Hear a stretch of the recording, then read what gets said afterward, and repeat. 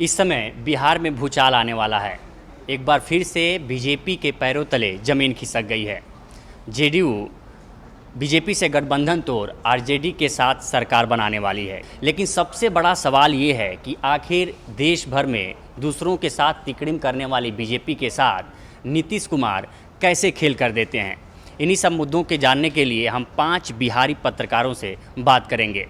सबसे पहले बात शादाब से। शादाब बिहार की राजनीति को काफ़ी दिनों से कवर करते आ रहे हैं। वो बताएंगे कि कैसे ये सब काम बीजेपी के साथ नीतीश कुमार कर लेते हैं। शादाब।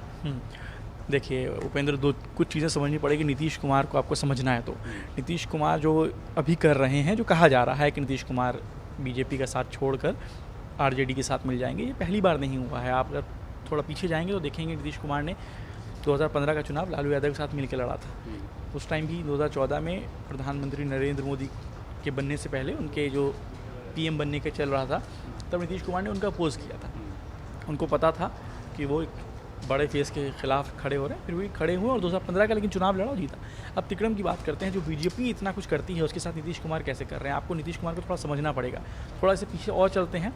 नीतीश कुमार के जो मेंटर कह लीजिए या उनकी पार्टी के बड़े लीडर कह लीजिए, जॉर्ज फर्नांडिस का नाम आपने सुना होगा, पूर्व रक्षा मंत्री। नीतीश कुमार ने उनको भी किनारे कर दिया था। जब जॉर्ज फर्नांडिस चुनाव लड़ना चाहते थे तो नीतीश कुमार ने उनको टिकट नहीं दिया था और मुजफ्फरपुर से वो निर्दलीय खड़े हो गए थे जॉर्ज फर्नांडिस। तो एक ये चीज़ें हैं, उनको वहाँ किनारे किया। कहा जाता है कि जॉर्ज फर्नांडिस इनके बिल्कुल खिलाफ थे नीतीश कुमार के। कि बताया जाता है कि जब बीजेपी की गवर्नमेंट थी 1999 में जब बनी थी, तो लाल कृष्ण आडवाणी और अटल बिहारी वाजपेयी चाहते थे कि बिहार में नीतीश कुमार के नेतृत्व में ही चुनाव लड़ा जाए, लेकिन जॉर्ज फर्नांडिस उसके बिल्कुल खिलाफ थे। देखिए वही मैं कह रहा हूँ, नीतीश कुमार वहाँ भी उनके खिलाफ गए और बीजेपी के साथ रहे, एनडीए में रहे, प्रॉपर सरकार चलाया। लेकिन आपको समझिए कि उनको किनारे कर सकते हैं। शरद यादव साथ थे, उनको किनारे कर दिया। उपेंद्र कुशवाहा नीतीश कुमार के साथ थे, उनको किनारे किया, वापस फिर आ गए, वो अलग बात है। आप देखेंगे कि अब जो अगर लेटेस्ट की बात करें तो अब आरसीपी सिंह आपके सामने हैं। नीतीश कुमार के साथ 20 साल से ज़्यादा उन्होंने काम किया है। आरसीपी सिंह जाकर मंत्री बन जाते हैं केंद्र में, एनडीए की सरकार में।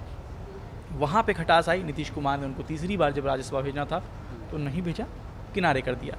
आप प्रशांत किशोर का नाम सुनते हैं। प्रशांत किशोर जब अपने करियर के मतलब पॉलिटिकल करियर के पीक पर थे, नीतीश कुमार का सेकंड मैन कहा जा रहा था, नीतीश कुमार ने उनको भी किनारे कर दिया और वहाँ पे दोनों के बीच में खटपट हुई और अलग हो गया। तो नीतीश कुमार का एक लंबा इतिहास है। नीतीश कुमार को अगर आप सोचते हैं कि नीतीश कुमार को आप डैमेज इस तरह से कर सकते हैं, तो नीतीश कुमार को पता है सत्ता में कैसे रहना है।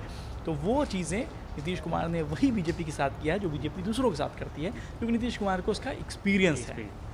नीतीश कुमार का लंबा इतिहास है, क्योंकि इसका नीतीश कुमार को एक्सपीरियंस है कि सरकार में कैसे बने रहना है। लेकिन सबसे बड़ा सवाल ये है कि आखिर वो तीसरे नंबर की पार्टी होते हुए भी सरकार में बने हैं। इन्हीं सब समीकरणों को हमारे मोहन समझाएंगे। मोहन आज दिन भर का लाइव देख रहे थे। मोहन आपको बता रहे थे कि लाइव में दिन भर की अपडेट, बिहार से हलचल क्या चल रही थी। तो मोहन बताइए। बिहार विधानसभा में कुल 243 सीटें हैं, जिसमें आरजेडी सबसे बड़ी पार्टी है 79 सीटों के साथ। दूसरे नंबर पर बीजेपी आती है और तीसरे नंबर पर जेडीयू है। तीसरे नंबर पर होने के बावजूद भी जेडीयू सत्ता में रहती है। ये नीतीश कुमार का जादू कह लीजिए, या उन्होंने अपने आप को इस तरह से बिहार की राजनीति में स्थापित कर रखा है कि वो तीसरे नंबर पर होने के बावजूद भी सत्ता में बने रहते हैं। लेकिन अगर अब महागठबंधन के साथ हो जाते हैं तो भी आसानी से सरकार बना सकते हैं। विधायकों का आंकड़ा करीब 160 के करीब पहुंच जाएगा। और सरकार बनाने का आंकड़ा कितना है? 122। अगर महागठबंधन बनती है, आरजेडी के साथ भी जाते हैं तो सरकार बना लेंगे। लेकिन सवाल ये है कि आखिर ये बार बार सरकार तीसरे नंबर की पार्टी होते हुए भी सरकार में मुख्यमंत्री का चेहरा नीतीश कुमार रहते हैं। हमारे शिफ्ट इंचार्ज विकास यादव बताएंगे कि आखिर तीसरे नंबर की पार्टी होते हुए भी वो कैसे सरकार में मुख्यमंत्री के तौर पे बने रहते हैं। उपेंद्र, इसमें आप देखेंगे 2013 के बाद से जिस तरह से बिहार की राजनीति में नीतीश कुमार लगातार एक दल से दूसरे दल में जाते रहे हैं, मतलब गठबंधन करते रहे हैं। इसमें 2013 में जब 17 साल पुराना गठबंधन टूटा था एनडीए का, तो उसके बाद उन्होंने फिर 2015 में लालू के साथ गए और फिर करीब 20 महीने तक दोनों लोग साथ में रहे, लेकिन फिर 2017 आते आते फिर से गठबंधन टूट गया और वो फिर से एनडीए के साथ चले गए। अब 2022 अब फिर से वो आरजेडी के साथ जाते हुए दिख रहे हैं। 2020 में भी एनडीए के साथ गठबंधन मिलकर चुनाव लड़े, लेकिन 2 साल बाद ही फिर से ये कारनामा, जो काम 20 महीने की सरकार के दौरान उन्होंने आरजेडी के साथ किया, फिर 2 साल के बाद बीजेपी के साथ कर रहे हैं। तो आखिर इन सब के बीच एक और सवाल ये है कि पिछले एनडीए गठबंधन के होने के बावजूद भी वो बीजेपी से अलग होकर अलग लीग पे एक लाइन खींच रहे थे, चाहे वो जातिगत जनगणना का मुद्दा हो, चाहे ऐसे कई मुद्दे थे जो बीजेपी से अलग हटकर नीतीश कुमार रख रहे थे। कुछ और मुद्दे थे जिन मुद्दों को बात करने के लिए हम बात करेंगे हमारे एग्जीक्यूटिव एडिटर संतोष कुमार से। देखिए उपेंद्र, मैं इसको तिकड़म नहीं, मैं तिलस्म बोलूँगा नीतीश का। देश भर में बात होती है बीजेपी के चाणक्य की, लेकिन जब बिहार की बात आती है तो बिहार में चाणक्य नीति नहीं, नीतीश की नीति चलती है।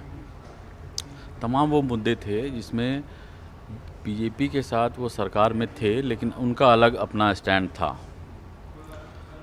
जैसे कि एनआरसी का मुद्दा, एनआरसी के मुद्दे पे उन्होंने साफ कह दिया कि बिहार में हम इसको लागू नहीं करेंगे। अभी हाल में आपको याद होगा एसएसपी जो फुलवारी शरीफ में जो कथित टेरर मॉड्यूल का खुलासा हुआ, उसके बाद एसएसपी मानवजीत ढिल्लों ने कहा कि इनकी जो ट्रेनिंग की जो स्टाइल थी वो आरएसएस जैसा ही था वो।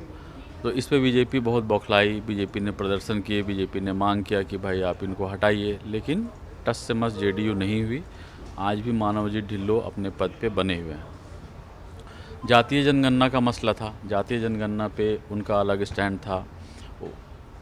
सरकार तो वो चला रहे थे बीजेपी के साथ मिलके, लेकिन वो इस मुद्दे पे तेजस्वी के साथ खड़े नज़र आए। पीएम से भी उन्होंने मुलाकात की।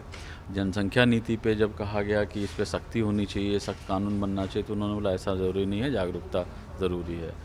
शराब नीति पे जब वहाँ जहरीली शराब से मौतें हुई, जब ये दबाव बढ़ा उनके ऊपर कि आपको इसको सोचना चाहिए फिर से, तो उन्होंने मना कर दिया। शराब नीति आज भी शायद वो जानते थे कि इस शराब नीति के कारण उनको महिला वोट बैंक उनका जो है वो सेफ होता है, उनका बढ़ता है। आपको याद होगा हाल फिलहाल में बिहार विधानसभा के अंदर उन्होंने सीधे सीधे स्पीकर को एक तरह से स्पीकर को ही अपना रौद्र रूप दिखाया। वो किसी जगह पे लखीसराय, मेरे ख्याल से लखीसराय में कुछ मौतें हुई थी, उससे बार बार विधानसभा में उस पर उनसे सवाल पूछा जा रहा था, तो उन्होंने कहा कि ऐसा नहीं चलेगा। उनका कहने का मतलब यही था कि यहाँ वही चलेगा जो मैं चाहूँगा। तो देखिए ऐसा वो अलग हर मुद्दे पर अपना अलग स्टैंड रख के वो 2 काम कर रहे थे। एक तो अपना जनाधार बचा रहे थे, और दूसरा ये है कि वो बीजेपी को लगातार प्रेशर में बनाए हुए थे। लगातार उनकी ये प्रेशर पॉलिटिक्स थी जिसमें बीजेपी जो है बड़ा भाई होने के नाते छोटे भाई जैसा ही हमेशा उनकी स्थिति थी।